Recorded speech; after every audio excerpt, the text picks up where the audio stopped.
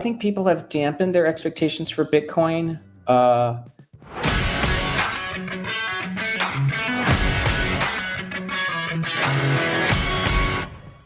Looking back, we're up about 80-something% of the past 3 years. What did the bears get wrong for the past 2 years as of 2023, 24?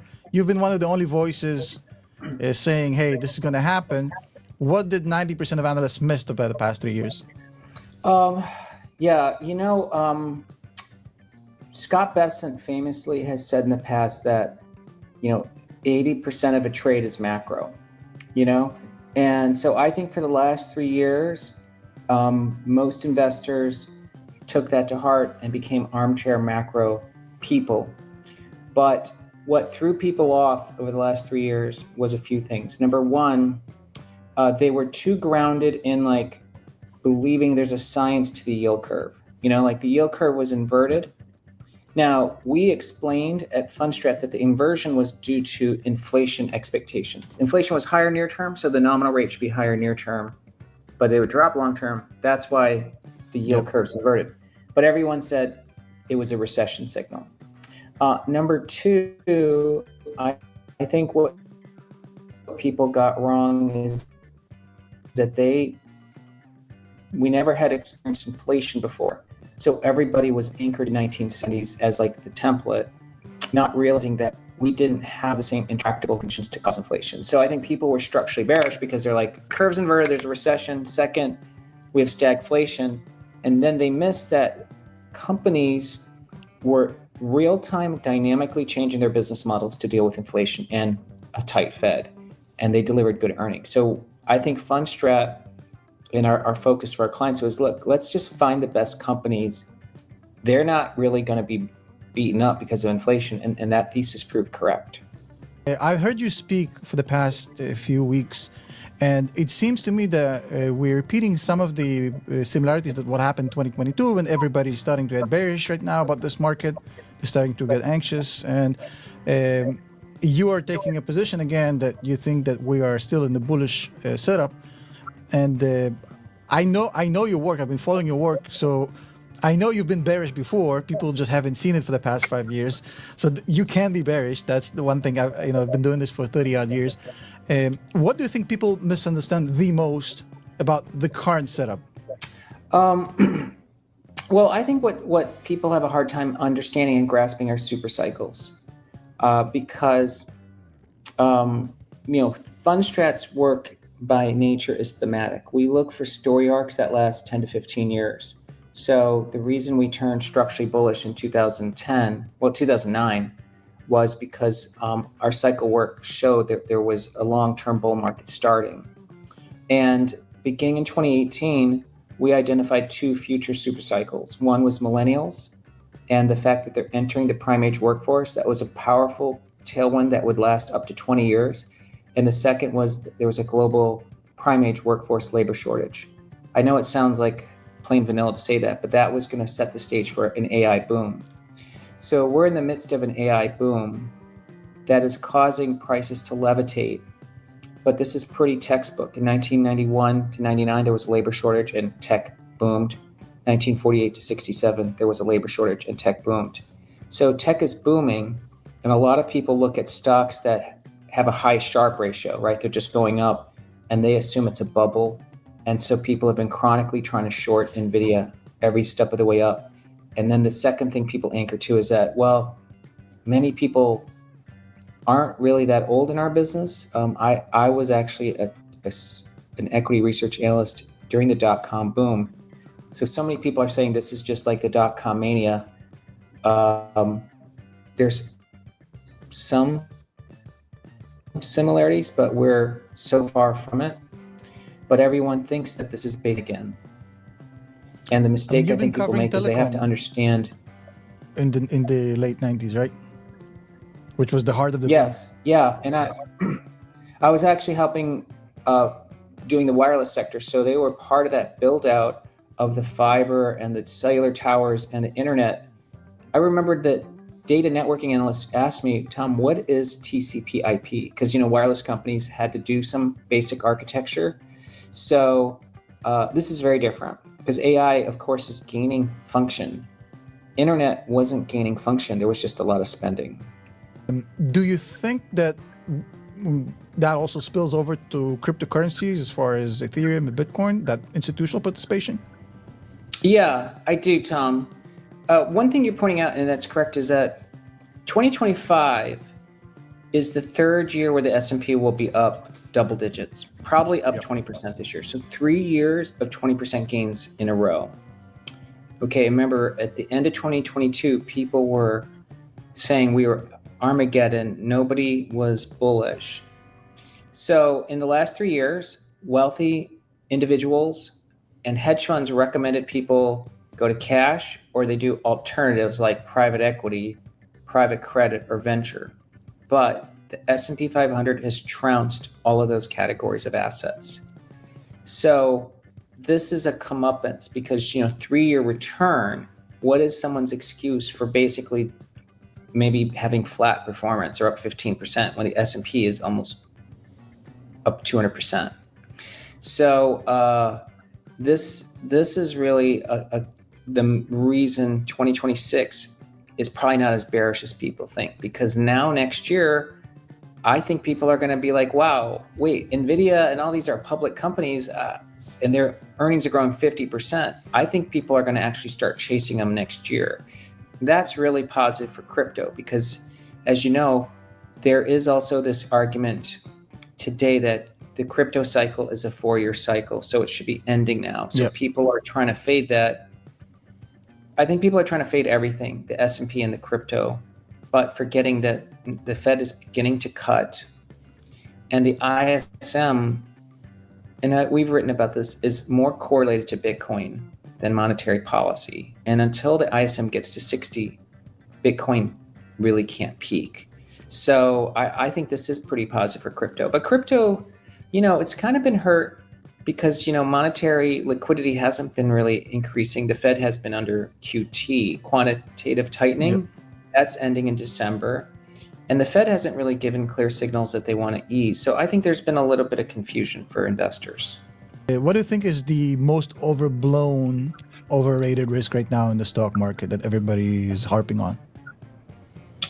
I would say if I had to say what is the most overrated risk, I think the most overrated risk is that inflation's coming back. I thought you were going to say that. I know. Huh? I thought you were going to say that. I had a bet on that. Okay, well, maybe that was a polymarket bet. But the reason I think it's overrated is I think too many people think monetary easing cycles create inflation, or they think GDP growth creates inflation. But inflation is a very mysterious thing because we had a lot of easy money for years and there was no inflation. And now that the labor market's softening and the tariffs basically were supposed to create another wave of inflation, it hasn't, and housing is now tanking. How do we get inflation if the big drivers are housing? The big drivers of inflation are housing, labor costs, and then goods, but none of those are inflating. I heard a Fed speaker last week say core services is inflating again. We checked it. That's dead wrong. PCE core services is now running at 3.2%. It's been long-term 3.6. It's actually running below average. And core services generally runs above 2% because goods offsets that. So I think that there's a false belief inflation is actually strengthening. If Nvidia could increase capacity by another 50%, they would still sell out of every single chip. That's right. Because as you know, today there are 3 really binding constraints. It's Nvidia chips, it's actually silicon surrounding it, and then it's energy. And all 3 are constrained. And then it's really maybe not the best word, but the gain of function of AI is actually progressing faster. So there really right now is capital spending is behind the curve. But I do want to ask you this question, Tom. I don't want to put you on the spot here, but look, people are saying, look, Nvidia, Palantir, GPUs, it's all very concentrated, right?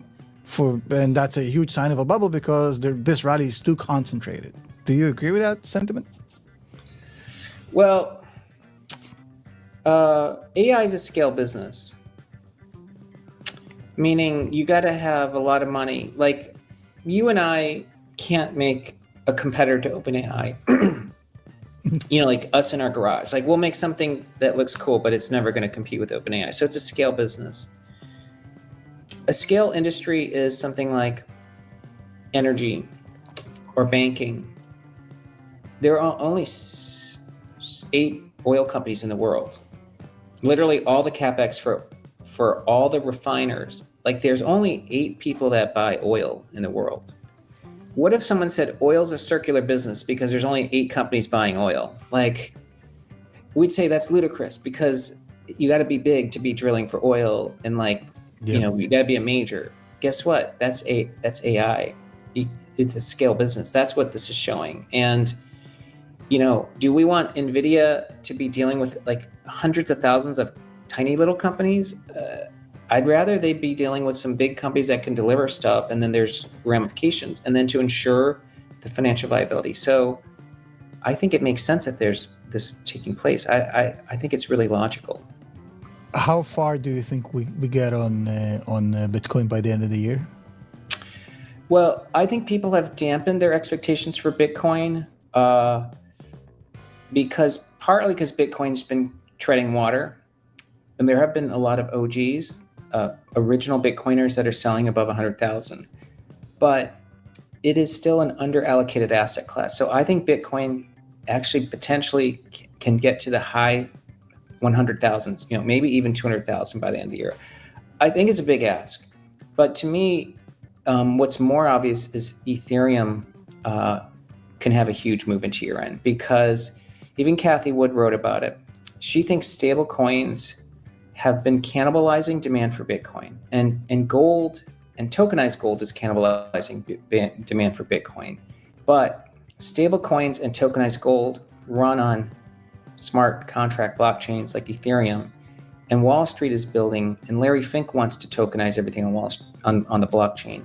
That means Ethereum is where people are starting to raise their growth expectations. And if you're raising your growth expectations, then your discount to the future is going up. So I think that there's a bigger move in Ethereum, and Mark Newton, our head of technical strategy, thinks we can be like 9 to 12,000 by January.